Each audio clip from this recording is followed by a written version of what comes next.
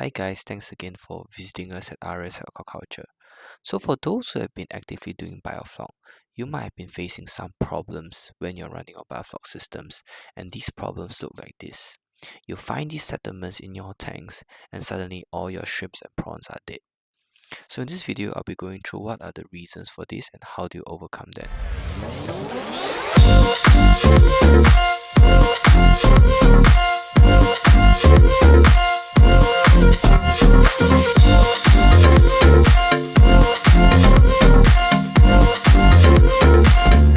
So what exactly are these sediments that you commonly found in your biofloc tank?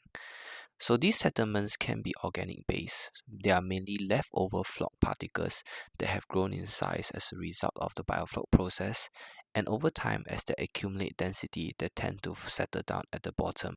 So one easy way to check for sediment is to use a net to scoop down at the bottom of the tank to check for any sediments, and they will be visible in the net. So why is this a problem? As you might already know, if you have excessive sediments on the ground, what tends to happen is that the sludge will cause the shrimp to die, because these sludge tend to be anaerobic in nature due to the lack of oxygen, and it often causes a lot of health problems when shrimps consume them, as shrimps are bottom feeder. So how can we prevent sediment? So one of the problems that indoor shrimp farmers typically face when they are designing out their biofloc system is to not have enough water level in their shrimp ponds. So this is one of the main problems that I normally see smaller scale indoor farmers, not so much on the pond side. This is mainly because they are using smaller pools or shallower pools. The reason is when you have a high water level, which is about 90 cm above, it causes your water to have better mixing. If not, your length to depth ratio is too weird. So as you can see the pictures over here, even when I'm having the same tanks with the water level lowered, you can already see there is a poorer mixing in my rectangular tank.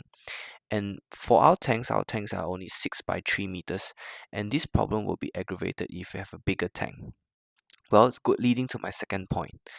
Most importantly, most biofloc tanks need to be properly well designed to account for optimal mixing to ensure that no sediments are accumulated in the tanks itself. If you are able to accommodate round tanks in your system, that would be ideal. For us, we have utilized a rectangular tank.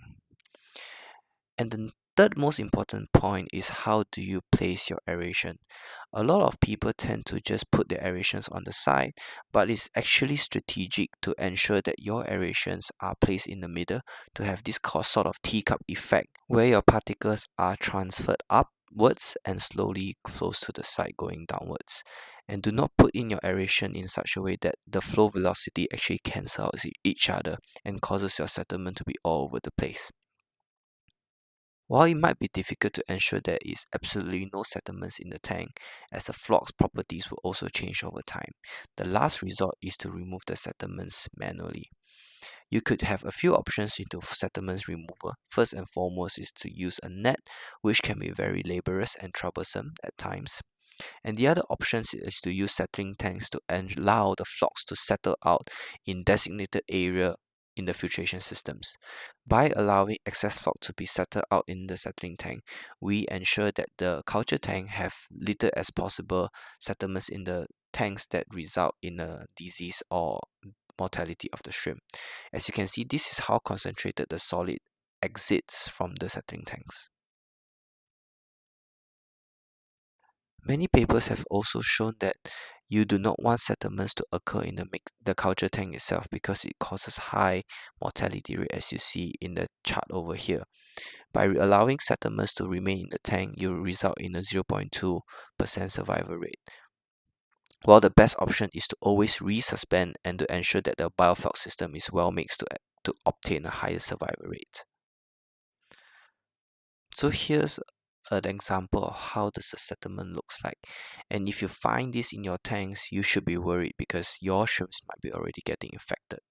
And for those who have round tanks, it might be beneficial for you to add more air lifts on the side to ensure that you have adequate mixing. To have a successful culture of over 100 days, it is paramount for you to ensure that you have as little settlements in the tank as possible. as your feeding amount would tend to increase towards the end of the culture, and the settlement problems will typically get aggravated over time. So as you can see here, our shrimps are still very healthy due to our optimal tank design, and we hope you have learned something today at RS Aquaculture.